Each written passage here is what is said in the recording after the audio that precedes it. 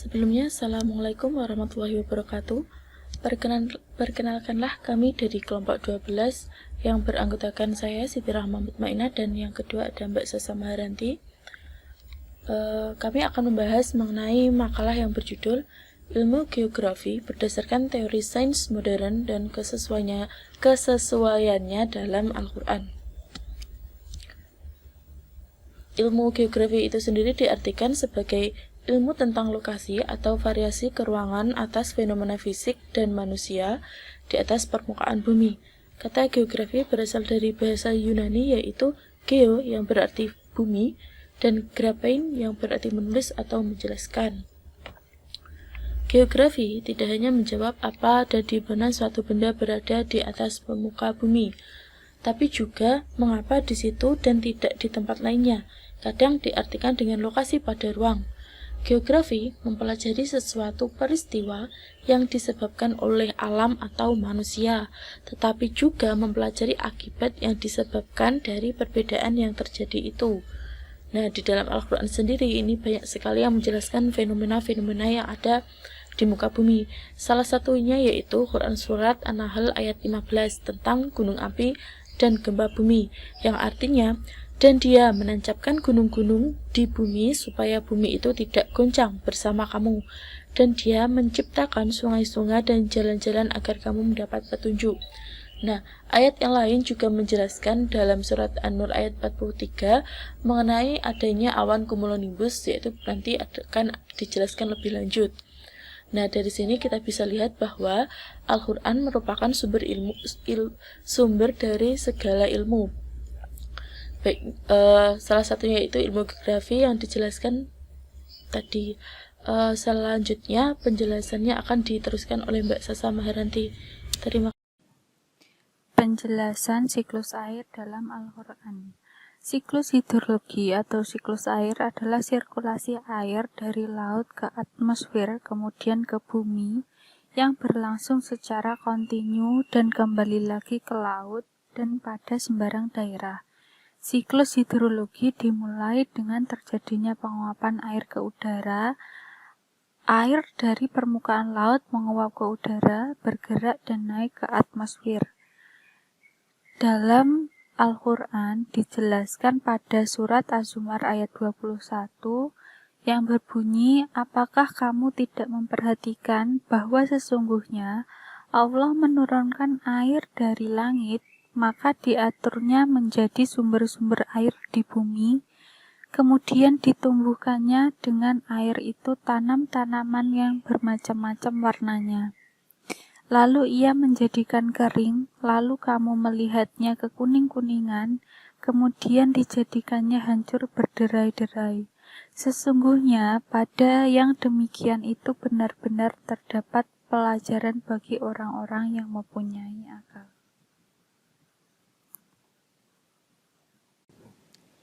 Berikut penamaan dalam sirkulasi air. Yang pertama, presipitasi. Sebagai sebuah proses turunnya air dari atmosfer ke permukaan bumi. Yang kedua, infiltrasi, yaitu proses masuknya air ke dalam tanah melalui permukaan tanah. Yang ketiga, evaporasi, yaitu sebuah proses pertukaran molekul air dari permukaan menjadi molekul uap air di atmosfer. Yang keempat, evapotranspirasi, yaitu evaporasi dari permukaan lahan yang ditumbuhi tanaman. Yang terakhir adalah neraca air. Neraca air adalah gambaran evaluasi air yang masuk dan yang keluar dari sebuah sistem hidrologi dalam suatu periode tertentu. Kemudian penjelasan angin dalam Al-Quran.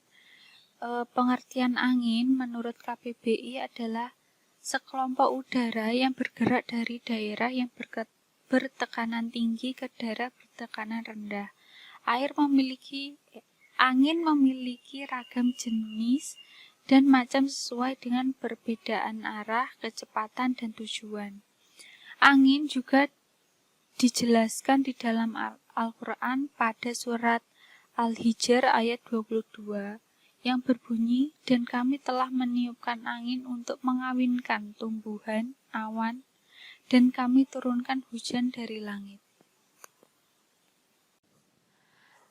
Angin juga dapat dibagi menjadi dua, yaitu angin lokal dan angin musim.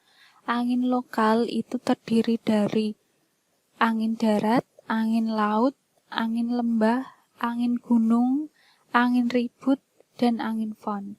Sedangkan angin musim itu terdiri dari angin pasat, angin antipasat, angin muson, angin musim barat, dan angin musim timur.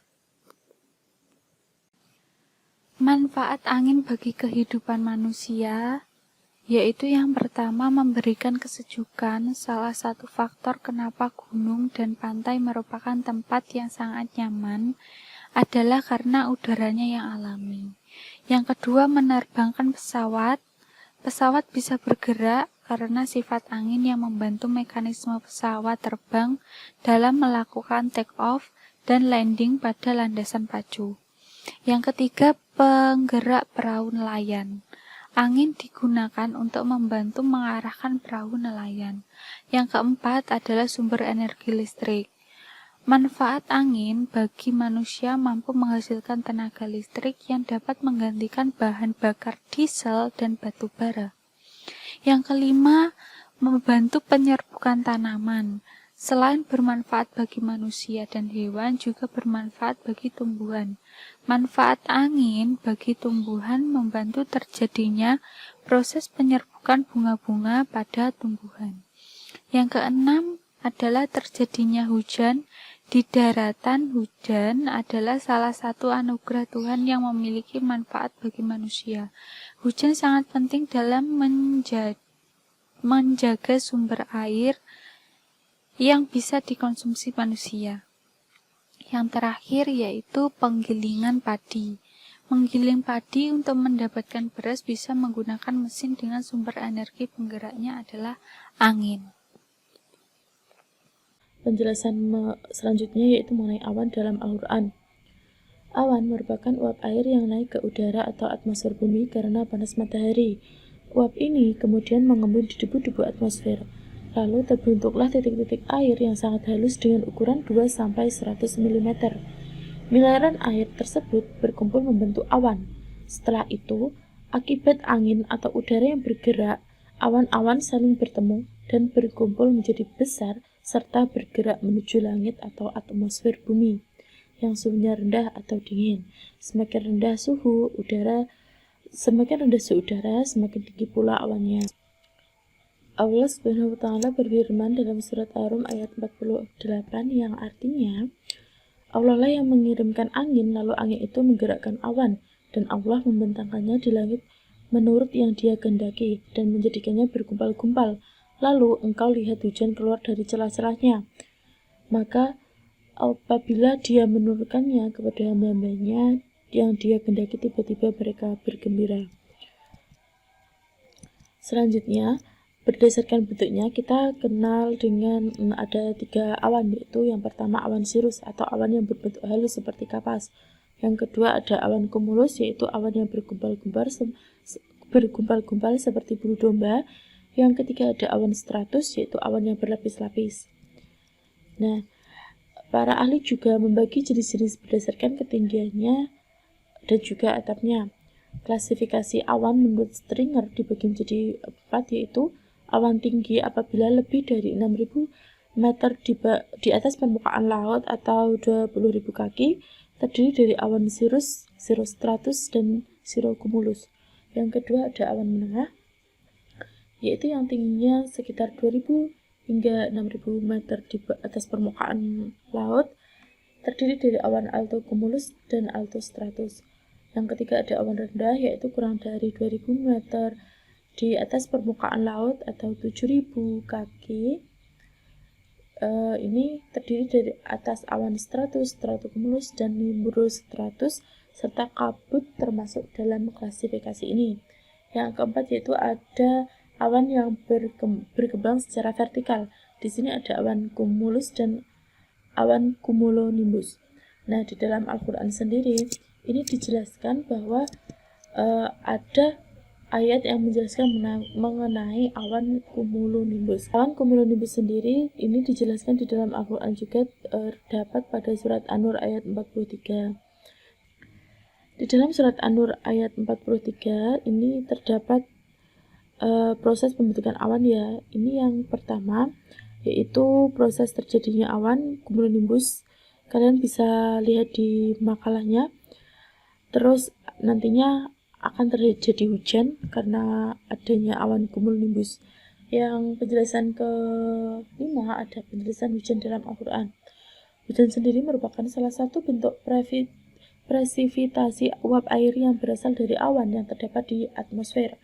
Air hujan yang jatuh di permukaan daratan sebagian akan berinfiltrasi ke dalam tanah dan yang sebagiannya lagi akan mengalir di atas permukaan tanah sebagai aliran permukaan atau runoff.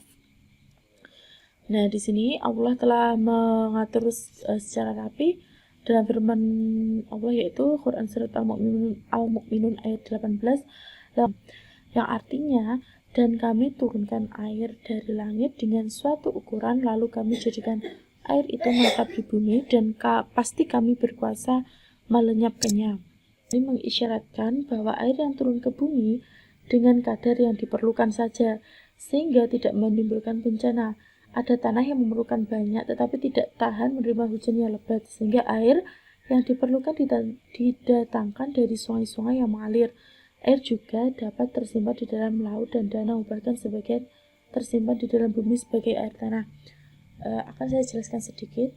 Ini air hujan itu Allah menurunkannya sesuai dengan kadar kebutuhan manusia. Apabila memang manusia sudah, artinya air tanah itu sudah penuh, kan air tanah mengalirnya ke sungai, ke laut, ke danau, itu sesuai dengan kadar kebutuhannya masing-masing. Tetapi kalau memang hujan itu bukan hanya berkah saja tapi juga bisa menimbulkan bencana akibat terjadinya secara terus-menerus. Mungkin penjelasan dari kelompok kami sekian. Terima kasih. Apabila ada kesalahan kami mohon maaf. Wassalamualaikum warahmatullahi wabarakatuh.